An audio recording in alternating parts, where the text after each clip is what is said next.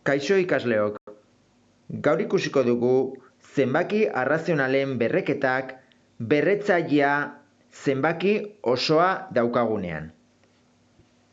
Egin nahi badugu adibidez 2/3 dena berminus lau, berretzailea negatiboa denez, buelta eman behar diogu berrekizunari, eta beraz 2/3 buelta eman da, geratzen zaigu 3/2, eta buelta eman dugunez, berretzailea positiboa jarriko dugu.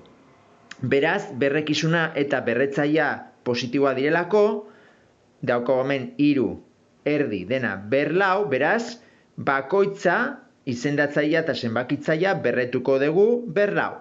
3/4 eta 2/4. Beraz, daukagu 3/4 zati 2/4. Beraz, 3/4 da 81 eta 2/4 da 16. 81/16 izango da berreketa horren emaitza.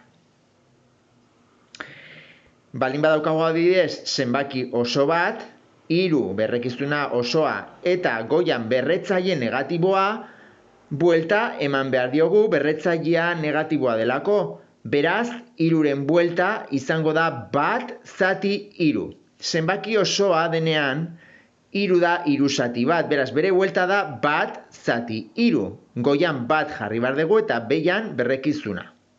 Eta dena ber-3. Berretzailea positiboa jarri behar dugulako, buelta eman diogulako berrekizunari.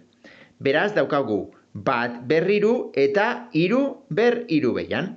Beraz, 1/3 da 1 eta 3/3 da 27 kasu horretan.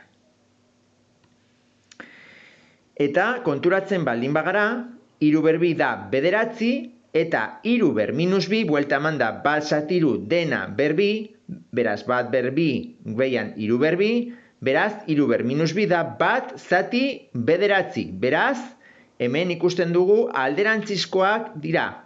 Zergatik dira alderantzizkoak? Hemen berrekizuna berdina delako eta berretzaileak zeinu desberdinekoak direlako.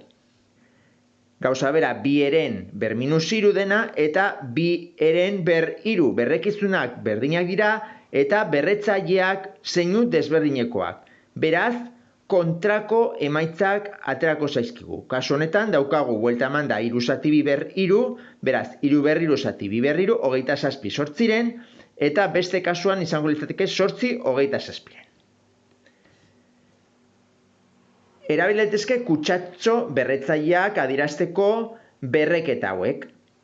3/-3 kalkulatu nahi badegu, beraz, hemen 3/-3, 3aren buelta da 1/3, eta hemen falta da dena ber-3. Beraz, 1/3 zati 3/3 izango litzateke 1 zati 27, goian jarriko genuke kutsatxo berretzaileetan. Eta baldin badaukagu adibidez hemen 2ren dena ber-4, 2ren dena ber-4, berretzailea negatiboa delako, buelta emango diogu, beraz daukagu 3 zati 2 dena ber-4, 3/4 da 81 eta 2/4 da 16. Beraz, 2ren dena ber-4 izango da 81/16.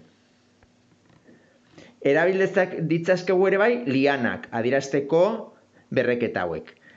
3/5 da 253, 3/4 da 81, 3/3 da 27, 3/2, 2 aldiz biderkatu 3 9, 3/1 3, 3/0 gogoratu edo zer gauza ber-0 dela 1, eta hemen hasten dira berretzaile negatiboak.